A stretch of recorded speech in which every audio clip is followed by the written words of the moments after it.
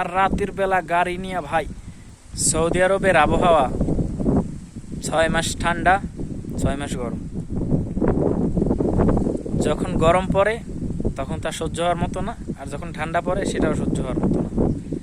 এখানে বাংলাদেশের থেকে গরমটাও বেশি, ঠান্ডাটাও বেশি। তবে এখানকার একটা জিনিস ভালো, সেটা হলো রাতের বেলা।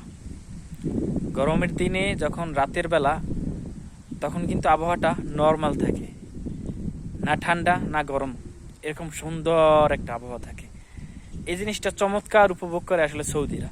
ওরা কি করে জানেন, গরমের দিনে সারাদিন ঘুমাবে, এসি চাইরা রুমের মধ্যে বসে থাকবে, আর রাতের বেলা গাড়ি নিয়ে ভাই সারা মরুভূমিতে টোটো টোটো করে ঘুরে বেড়াবে।